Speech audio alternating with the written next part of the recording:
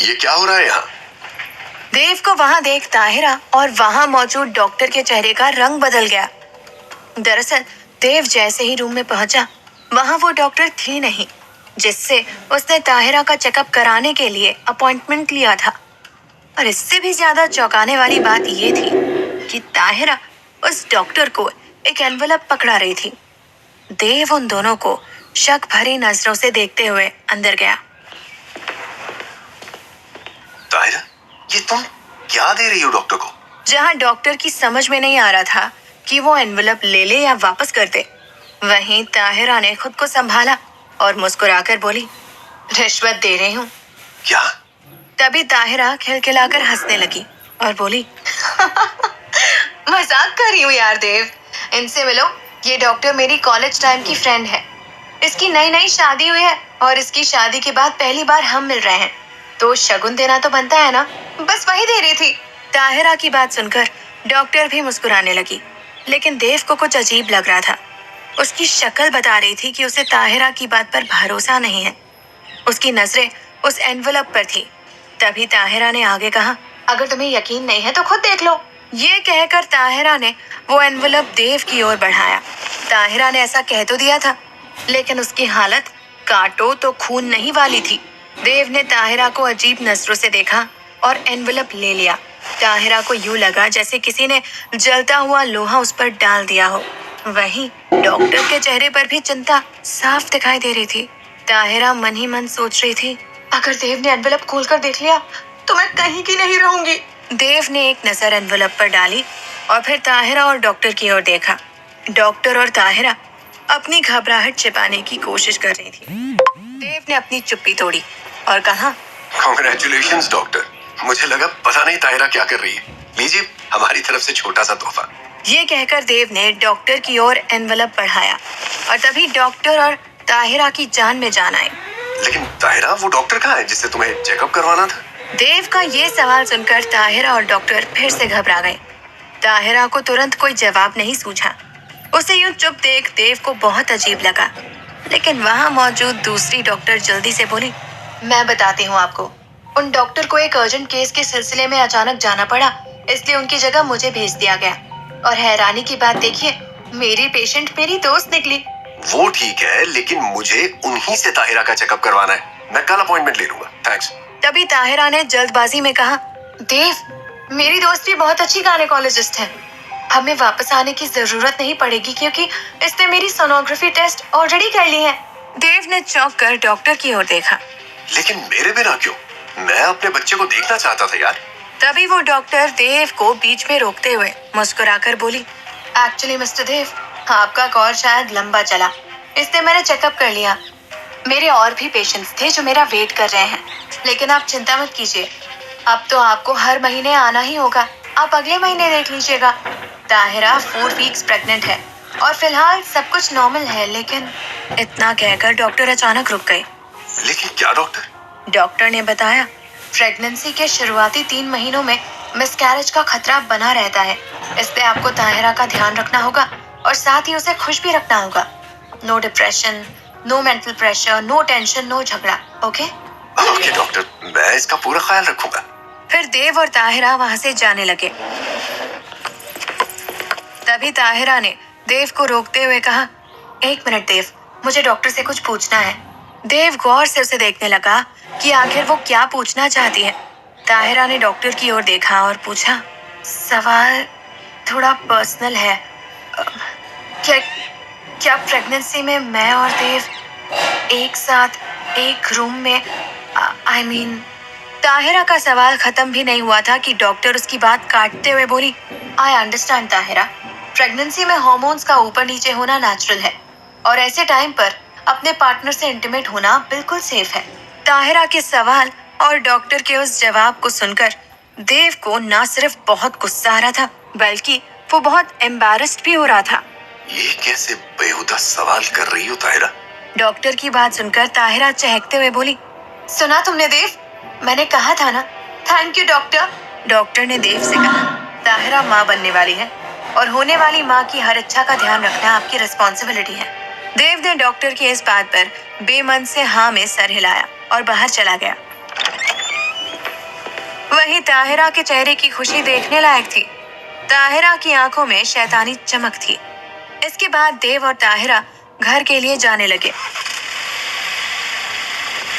तभी ताहिरा की नजर रास्ते में पड़ते रेस्टोरेंट पर पड़ी, जिसकी पार्किंग में एक कार से इशिका और समीर निकल रहे थे। ये देखकर ताहिरा ने जल्दी से देव से कहा, देव देव गाड़ी रोको। अचानक ताहिरा को यूं चिल्लाते देख देव ने ब्रेक लगाई। क्या हुआ, तुम ठीक तो हो?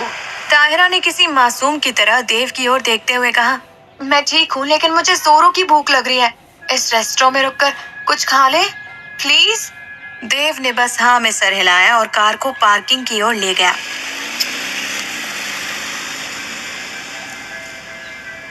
तब तक इशिका और समीर अंदर जा चुके थे। देव और ताहिरा जैसे ही अंदर गए, तभी दोनों को एक जानी पहचानी हंसी सुनाई पड़ी। देव उस हंसी को पहचानता था। उसने चौंकते हुए आ रही हंसी की दिशा में देखा। कोने वाली टेबल पर इशिका समीर के साथ बैठी थी। दोनों हंसकर एक दूसरे से बातें कर रहे थे। ये देखकर देव का चेहरा गुस्से से तमतमा उठा। ताहिरा देव के चेहरे पर गुस्सा देखकर खुश हो गई और उसने देव के गुस्से को भड़काते हुए कहा, उस लड़के के साथ कितनी खुश लग रही है ना इशिका। इतना तो तुम्हारे साथ रहते हुए वो पूरे साल में भी नहीं हंसी होगी। नहीं? देव ने ताहिरा को घूर कर देखा, मानो उसे कच्चा चबा जाएगा। देव को इतने गुस्से में देख ताहिरा ने चेहरे पर गंभीरता लाकर कहा, देव, आई कैन अंडरस्टैंड कि तुम्हें मेरी बात बुरी लग रही है, लेकिन सच तुम्हारी आंखों के सामने है। सच को देखकर भी तुम उसे झुठला नहीं सकते हो। देव ने उसे बीच में रोकते हुए कहा, प्लीज ताहिरा, मैं इस बारे में कोई बात नहीं करना चाहता हूँ। ताहिरा ने देव को घूर कर देखा और बोली, क्यों? यहाँ तुम देवदास बने हुए हो और इशिका वो तो ऐसे खुश है जैसे तुमसे तलाक लेकर उसे दुनिया की सबसे बड़ी खुशी मिल गई हो। इसका मतलब साफ है कि इशिका ने कभी तुमसे प्यार किया ही नहीं था। उसने सिर्फ पैसों के लिए तुमसे शादी की थी। देव ने फिर एक बार आंखों में उफनता तूफान लिए ताहिरा को देखा, लेकिन ताहिरा यही तो चाहती थी। फिर वो आगे बोली, मुझे क्यों गुस्से से देख रहे हो? मैंने क्या किया है? इशिका पर गुस्सा करो ना, जो एक कैरेक्टरलेस लड़की है। तभी तो डिवोर्स हुए कुछ दिन नहीं बीते और वो किसी और के साथ गुलछर्रे उड़ा रही है। देव को ताहिरा की बातें कांटे की तरह चुभ रही थी, लेकिन उसे ताहिरा की बातों में सच्चाई दिख रही थी। हम उसे डिस्कस ही क्यों कर रहे हैं ताहिरा? मेरा उससे डिवोर्स हो चुका है। उसे जो करना है उसे करने दो, हमें उससे कोई मतलब नहीं होना चाहिए। ताहिरा ने देव की आंखों में देखते हुए जोर जोर से हंसना शुरू कर दिया। मैं ना समझ नहीं हूँ देव। मुझे पता है तुम मेरे पास उस इशिका की वजह से नहीं आते हो। उसकी याद में अपना दिल जो चला रहे हो। देख लो, ऐसी है तुम्हारी इशिका, यहाँ वहाँ मुंह मारने वाली एक घटिया और बेशरम लड़की। गुस्से से देव ने मुट्ठियां भींच ली। इनफ ताहिरा, हम यहाँ 1 मिनट नहीं रुकेंगे, कहीं और चलते हैं। ये कहकर देव वापस जाने के लिए मुड़ा, मगर ताहिरा आगे बढ़कर देव का रास्ता रोककर खड़ी हो गई और बोली, नहीं, हम इसी रेस्टोरेंट में खाना खाएंगे, ओके? मुझे जोरों की भूख लगी है और मेरा बेबी भी भूखा है। ताहिरा ये सब जोर जोर से बोल रही थी, जिससे ये सब इशिका के कानों में पहुंच जाए, और ऐसा हुआ भी।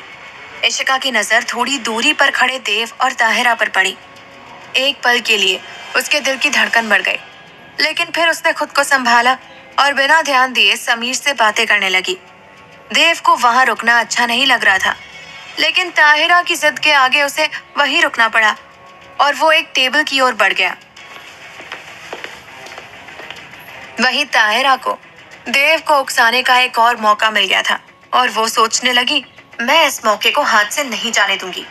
आज देव ना सिर्फ इशिका को अपने दिलो दिमाग से निकाल फेंकेगा, बल्कि उससे रायजादा मैंशन भी छीन लेगा।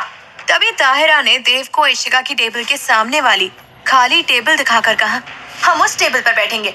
देव वहां नहीं जाना चाहता था, लेकिन कोई और खाली टेबल ना होने की वजह से वो चुपचाप आगे बढ़ गया।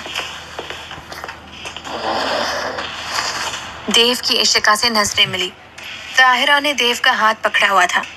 ये देखकर इशिका को भी अच्छा नहीं लगा और उसने देव को चिढ़ाने के लिए समीर के हाथ को अपने हाथों में लेकर सहलाना शुरू कर दिया। देव ने जलती निगाहों से इशिका को देखा, मगर कुछ नहीं कहा। तभी ताहिरा ने वेटर को ऑर्डर प्लेस किया और उसके जाने के बाद देव से ऊंची आवाज में इशिका को सुनाते हुए कहा, बेशर्मी की भी हद होती है। देव को ताहिरा की ये हरकत बिल्कुल पसंद नहीं आई और उसने उसे रोकते हुए कहा, ये तुम क्या कर रही हो ताहिरा? प्लीज थोड़ा धीरे बात करो। लेकिन ताहिरा तो ये सब जानबूझकर कर रही थी। वो कैसे चुप हो जाती? अरे जब उसको कुछ करते हुए शर्म नहीं आ रही तो मुझे बोलते हुए क्यों आनी चाहिए? ऑनेस्टली बोल रही हूँ देव, तुमने अपनी एक्स वाइफ को डिवोर्स के बाद जो दिया है वो उसके लिए डिजर्व नहीं करती। ताहिरा की बात सुनकर इशिका चौंक गई। देव ने भी सवालिया भरी नजरों से ताहिरा को देखा और पूछा, क्या कहना चाहती हो तुम? ताहिरा ने कहा, यही कि तुम्हें इशिका को रायजादा मेंशन नहीं देना चाहिए। वो विला तुम्हारे पापा की आखिरी निशानी है। उनकी आत्मा को कितनी तकलीफ पहुंच रही होगी ये देखकर कि विला पर हक एक ऐसी औरत का है जिसका किसी गैर मर्द के साथ रिश्ता है।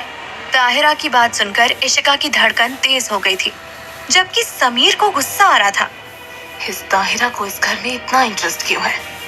कहीं देव ताहिरा के बहकावे में आकर मेरे खिलाफ कोई फैसला न ले ले। वहीं ताहिरा अब भी जोर जोर से बोल रही थी। समीर इशिका के खिलाफ कुछ नहीं सुनना चाहता था, इसलिए समीर ने पलटकर पीछे की ओर देखा कि आखिर ये लड़की है कौन। अब तक समीर ने ताहिरा को देखा नहीं था। जैसे ही समीर की नजर ताहिरा पर पड़ी, उसके होश उड़ गए। वो इशिका से बोला, ये लड़की, ये तो वही ताहिरा है, तुम्हारा घर तोड़ने वाली, तुम्हारी ही दोस्त है इशिका। किस ताहिरा की बात कर रहा है समीर? क्या ताहिरा और इशिका दोस्त थी? क्या इशिका रायजादा मैंशन पर मालिकाना हक बरकरार रख पाएगी? रायजा खास है कि ताहिरा और उसका बाप उसे हर हाल में हासिल करना चाहते हैं।